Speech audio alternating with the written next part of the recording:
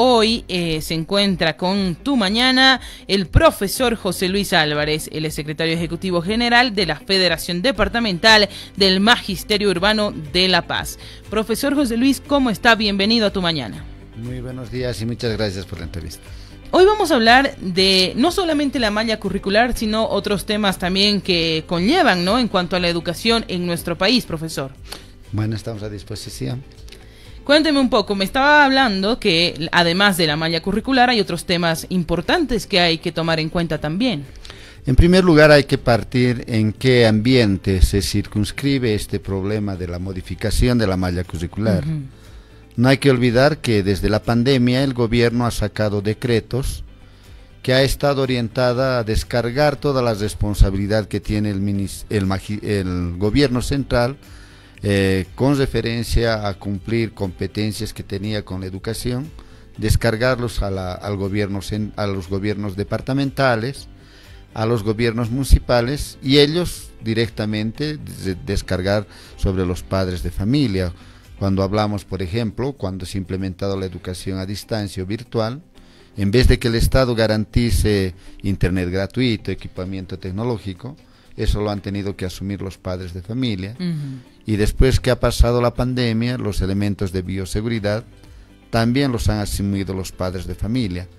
Y en el campo educativo se han orientado a aplicar resoluciones donde han establecido la relación de número de estudiantes con número de maestros. Y han aplicado y están aplicando las mismas resoluciones que aplicó Sánchez de Lozada. Sánchez de Lozada trajo el criterio de que es pedagógico trabajar con 35 más alumnos por aula, cuando las corrientes pedagógicas plantean que la educación tiende a tener una educación fundamentalmente individualizada para tener calidad educativa. Nosotros hemos planteado que máximo en cada curso por maestro debieran tener 20 alumnos, pero no se ha implementado eso. Dentro de ese marco está el problema que ha anunciado el gobierno de implementar una modificación en la malla curricular. Ha indicado que se está incorporando lengua extranjera, lengua originaria, artes plásticas, computación, como también robótica. Sería absurdo que los maestros nos opongamos a que los estudiantes adquieran nuevos conocimientos, se renueve con nuevos contenidos. Lo que observamos es la irresponsabilidad y la falta de formación que muestra el Ministerio de Educación. Todos sabemos que para estructurar una malla curricular, primero se definen objetivos. Aparte de establecer objetivos, se establece una cantidad de asignaturas, una cantidad de lecciones, de contenidos, y también se establece material que se va a utilizar para realizar el proceso de enseñanza-aprendizaje, pero fundamentalmente esta cantidad de asignaturas, de contenidos, se desarrollan en un determinado tiempo, es decir, con una determinada carga horaria y también con una determinada cantidad de recursos humanos, es decir, maestros especializados en ello. Desde la implementación de la reforma educativa del 55, todos los maestros de primaria siempre han tenido 88 horas para dictar matemática 24 horas, lenguaje 24 horas, sociales 20 horas y ciencias naturales 20 horas. Esas 88 horas al mes destinadas para enseñar estas asignaturas.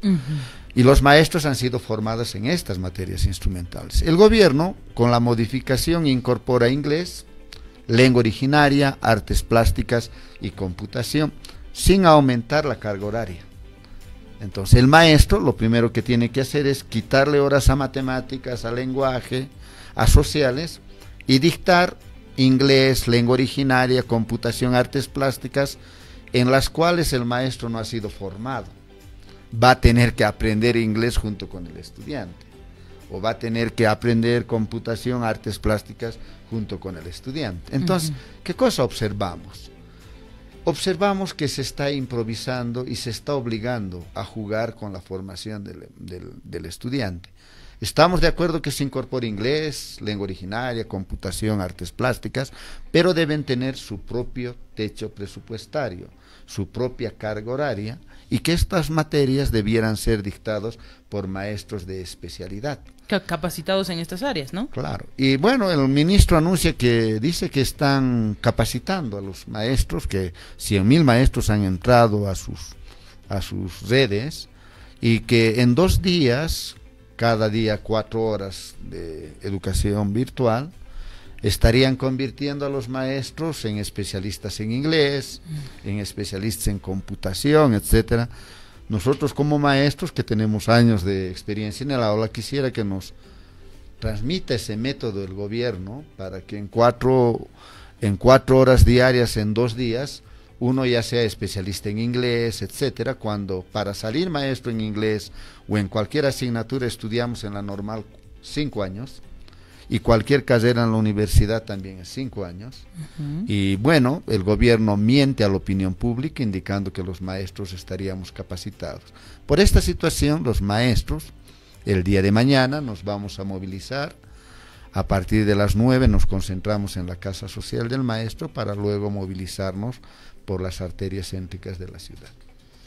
Muy bien, profe José Luis, a ver, además que el Ministerio de Educación había dicho el hecho de implementar para este año en la malla curricular para el 2023 materias que me llaman la atención, ¿no? Como sería ajedrez, juegos rítmicos, negocios de estadística, origami, tejido, seguridad informática, prevención del medio ambiente, educación de la voz, democracia y sistema de gobierno, autocontrol, prevención de enfermedades, técnicas de cosecha, justicia social, creación de blogs, elaboración de alimentos, regulación de emociones, tipos de violencia, gestión integral de residuos, entre otros. Todo esto tendría que también dividirse entre estos maestros, como usted nos dice, profesor. Y también incorporan robótica. En primer lugar, yo estoy seguro que aquí en este estudio, ustedes por ser periodistas, saben que se usa determinada terminología, determinado lenguaje, ya sea técnico o comunicacional, para tener un éxito en el desarrollo de sus funciones. El Ministerio de Educación muestra una pobreza dramática cuando utiliza términos, ¿no? Confunde lo que son recursos didácticos con adaptaciones curriculares, con contenidos y con especialidades. Por ejemplo, dentro de lo que tú indicas hay Sudoku. Sí. Sí, el Sudoku lo pone como un nuevo tema, como un nuevo contenido. Cuando el Sudoku para los maestros es yo soy de matemática, utilizamos como un recurso didáctico para que el estudiante aprenda a sumar, restar, ¿sí? Claro. No en forma lúdica, a través del juego, a través del juego, ¿no? Entonces, eso lo toman como un contenido. Por ejemplo, queremos entender, tratando de ser positivo, que cuando habla interpretación estadística quiere enseñar a los estudiantes a trabajar con series, con clasificación de intervalos, etcétera. Pero no son nuevos contenidos, son la aplicación de la matemática en realidades concretas, ya sea en forma lúdica o ya sea una aplicación dentro del mercado. Entonces, lamentablemente, para nosotros, estos recursos didácticos que lo utilizamos, no, el ministerio lo utiliza como contenidos, o debiera plantear por lo menos adaptaciones curriculares para que tratemos de simular una realidad dentro del aula que está alejada de la realidad. Esa es la pobreza que muestra el Ministerio de Educación cuando hace afirmaciones que parecen con gran pompa, que en los hechos los maestros ya los hacen. También hablan del ajedrez. Pareciese que en el sistema educativo no se lleva ajedrez. Si uno analiza los contenidos de educación física, está como parte de los deportes, ¿no? Entonces, nosotros en matemática, por ejemplo, impulsamos la práctica del ajedrez como una forma de desarrollar el razonamiento lógico, ¿no? Para prever, por ejemplo, para saber que cada paso que se da o se da un mal paso, te permite determinar consecuencias futuras. Entonces, no son grandes modificaciones que hace. Lo que sí nos preocupa es la incorporación de nuevas asignaturas, sin carga horaria, sin el maestro de especialidad, y también sin los materiales necesarios. Robótica, por ejemplo, que parece una actividad donde solo se hace manualidades, etcétera, y se termina construyendo robots, necesita materiales en determinado grado de desarrollo. Al principio seguro no, pero ya en el nivel de secundario, etcétera, se requiere materiales, insumos, soldadores, etcétera. Pero para el Ministerio de Educación está de moda el meterle nomás. Entonces, esa situación es lo que nos preocupa, y hoy estamos saliendo el día de mañana, no por aumento salarial, sino por defender la calidad educativa y además garantizar que el niño debe ser formado como un maestro de especialidad. No se puede pedir a un arquitecto que entre a una sala de quirófano y haga una operación del corazón, ¿no? Va a terminar matándole al paciente. Así es. David también tiene una pregunta para el profesor José Luis. ¿Cómo está, profesor? Buenos días. Muy buenos días.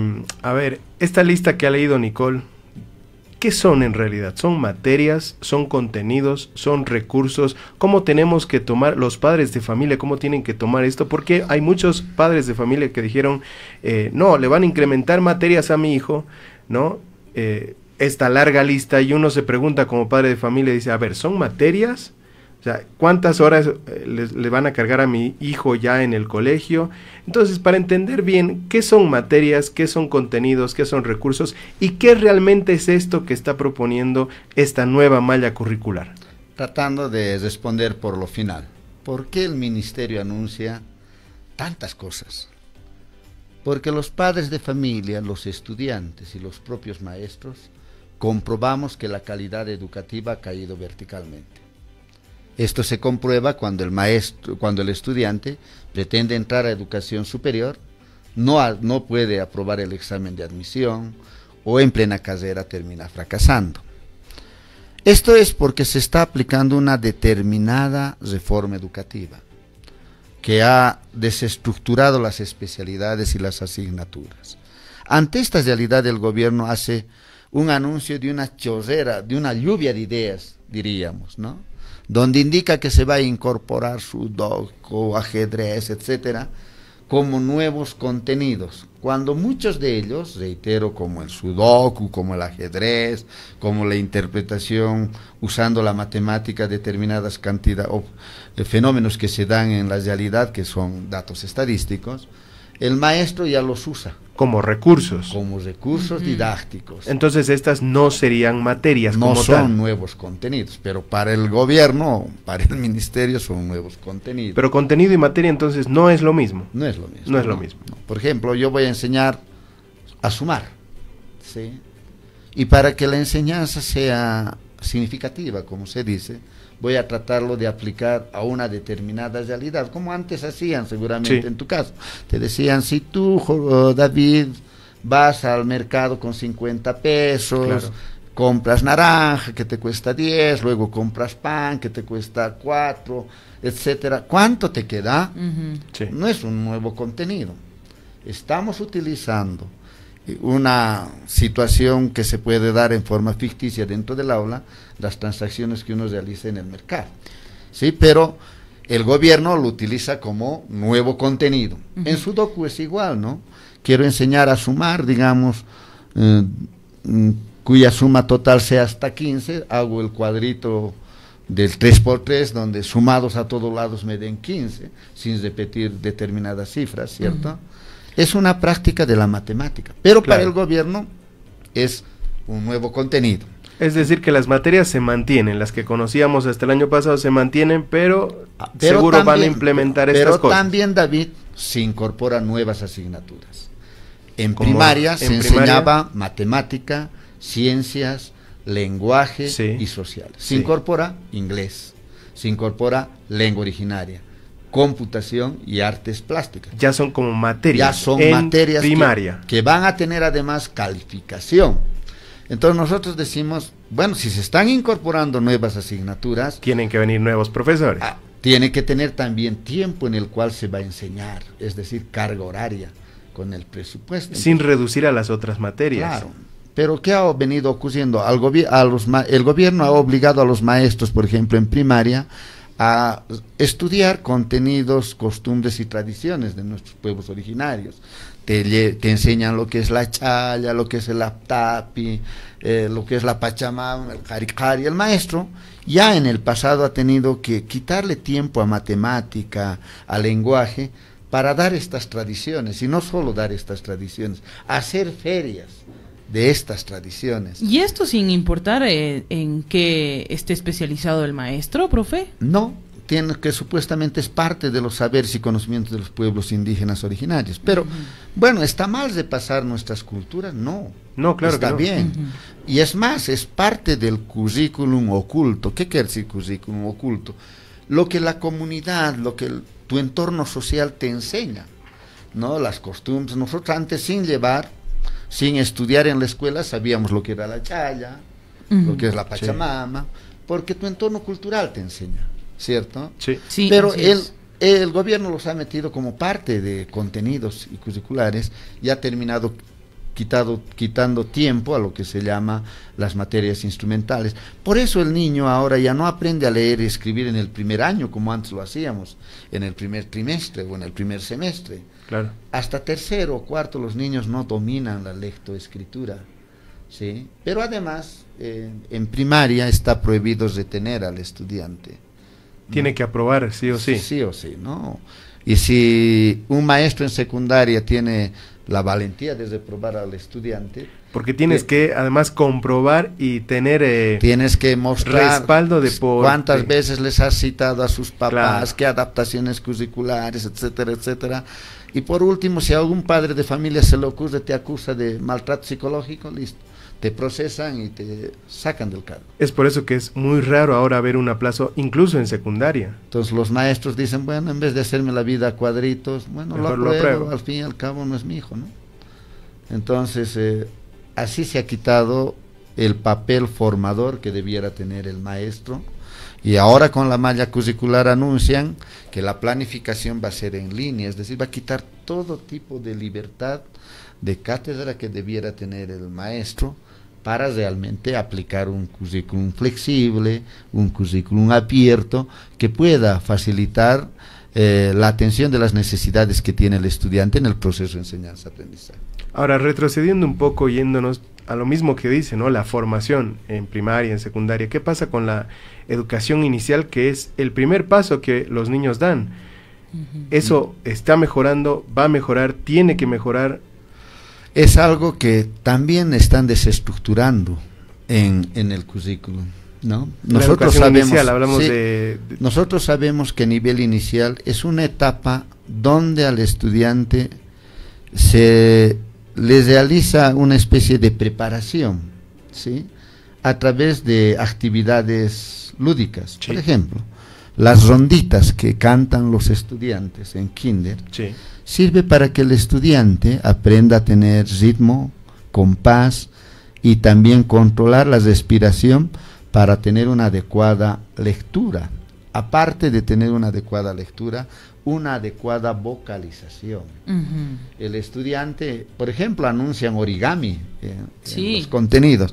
El niño en el nivel inicial hace origami, doblado, plegado de papel, pero ¿lo hace con qué objetivo? Con el objetivo de desarrollar la motricidad fina, de controlar sus extremidades superiores. Lo mismo hace con el problema del ensartado, de hacer, que se llama pegado de figuritas con arroz. No es por el juego de la... O del pintado, respetando los márgenes. Todo. Eso es el control del dominio, del desarrollo del freno cinético, etcétera, que tiene que tener espacio. Es decir, es una cuestión de preparación. Pero el gobierno pretende que, y en algunas unidades educativas también a título de mostrar gran avance, al niño le pretenden enseñar ya a leer y a sumar, y si es posible parece sacar raíz cuadrada en nivel inicial, cuando los estudios de la psicología del desarrollo establece que el niño en determinadas etapas aprende de una forma. En el nivel inicial el niño tiene matemática, pero tiene como nociones de mucho, de poco, no tiene noción del tiempo, etcétera. Y obviamente a través del juego, las prácticas pedagógicas que se realizan, se les va consolidando esas nociones para que en primaria se conviertan en conceptos de unidad, por ejemplo, que es un criterio tan fundamental en matemática, pero que en muchos niveles ya les enseñan a contar directamente, y eso se traduce en un serio problema para la realización del cálculo y de la abstracción en el nivel secundario.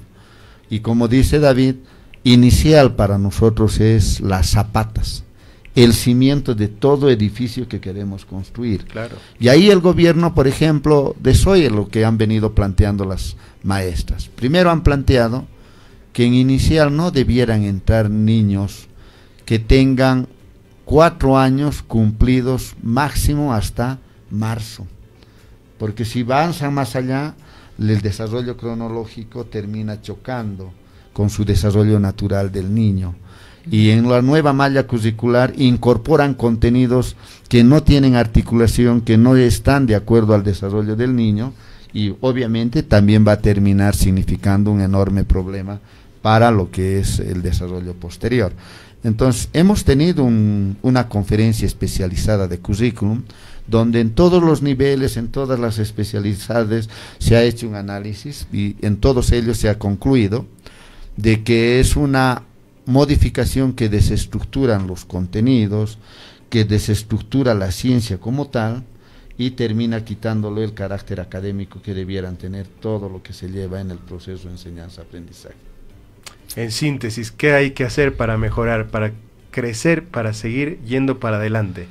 Primero, nosotros siempre hemos propuesto cosas concretas y generales. Primero, si queremos tener una nueva educación, una calidad educativa diferente, la escuela debiera dejar de ser una isla separada de la realidad. Cómo el estudiante, el individuo, el ser humano aprende. Siempre aprende uniendo práctica con teoría. Mientras la escuela esté encerrada en sus 4 paredes, la escuela va a seguir siendo repetitiva y memorística, ¿no? Y por eso lo mismo ocurre en las universidades. Cuando uno sale profesional, recién aprende su profesión cuando se pone a trabajar, porque todo ha sido teórico. Entonces planteamos un tipo de esa escuela. Obviamente eso no se va a lograr inmediatamente, pero actualmente, ¿qué hemos pedido? Cosas concretas. Primero, que educación inicial sea obligatoria. No es obligatoria, es opcional. Tendría que ser obligatoria. Tiene que ser obligatoria porque es nuestros cimientos, ¿no? Sí. Segundo, hemos planteado que en todo el nivel, en todos los niveles de educación regular, si queremos hacer seguimiento, queremos descubrir los ritmos de aprendizaje de los estudiantes, hacer adaptaciones curriculares para aquellos que tienen problemas, máximo en cada curso se debiera tener 20 alumnos por curso, ¿sí? Aparte de ello, hemos pedido que todas las nuevas asignaturas que se incorporen con su techo presupuestario y sean dictados por sus maestros de especialidad. Nos dicen que en la Argentina, en Brasil, dan inglés, dan otro, sí dan, pero la carga horaria no es de 120, es de 200, 240. Y la educación de los maestros, la capacitación de los maestros también es diferente. Es diferente y es especializada. Claro. Y los niños no solo aprenden, por ejemplo, inglés encerrado en las 4 paredes, tienen reuniones conjuntas donde los niños hablan inglés, porque en el nivel de kinder, primaria, el estudiante por lo general adquiere la lengua por emulación y por la necesidad de comunicarse, antes que por memorizar. Entonces, obviamente las estructuras educativas, curriculares de los otros países son totalmente diferentes, y también las condiciones materiales de infraestructura. Entonces, hemos pedido la dotación necesaria de material didáctico para cada uno de los niveles. En secundaria, para evitar que sea destruida la calidad de la educación, hemos pedido que retorne a lo que antes eran las asignaturas, eran disciplinas sueltas, disciplinas, especialidades, que uno estudiaba matemática, tenía su nota, su maestro de especialidad, física igual, química igual, historia igual, geografía igual, cívica igual. ¿Qué ha hecho la 070? Ha fusionado asignaturas. Se ha fusionado geografía con biología. Se ha fusionado psicología con filosofía. Se ha fusionado física con química. Estudios sociales se ha fusionado cívica, historia, geografía. Lenguaje, literatura lo ha fusionado con lengua originaria. Es decir, ha desestructurado las disciplinas. Y eso es lo que estamos viviendo ahora, el desastre académico, cuando los estudiantes tienen que ir a educación superior. Se evalúa, se pregunta lo que es la chaya, lo que es la pachamama, etcétera. Y también en la evaluación está el criterio de tomar en cuenta el criterio de la autoevaluación, donde el estudiante se coloca una nota. Nada de estos aspectos se toma cuando uno va a la universidad, ¿no? Si uno va a la universidad, o domina cálculo, o no entra, así concretamente, ¿no? Entonces, ese es el choque que estamos viviendo de realidades diferentes, y hemos dado propuestas a cada una de las asignaturas, y lamentablemente el gobierno nunca los ha escuchado, y lo único que ha hecho en los medios de comunicación es hacer creer que los maestros nos oponemos por oponernos. No tenemos respuestas para cada uno de los problemas. Bueno, Perfecto. profesor, realmente es muy interesante lo que usted nos comenta, el hecho de la necesidad, ¿no?, de enfocarnos más en la educación. Le agradecemos, profesor José Luis, por estar con nosotros, hablarnos de este tema, y esperemos que todo mejore con el tiempo. Hay que hacer para que mejore, porque con deseos nomás no mejora. Muchísimas gracias. Le agradecemos al profesor José Luis Álvarez, secretario ejecutivo general de la Federación del Departamento del Magisterio Urbano en La Paz.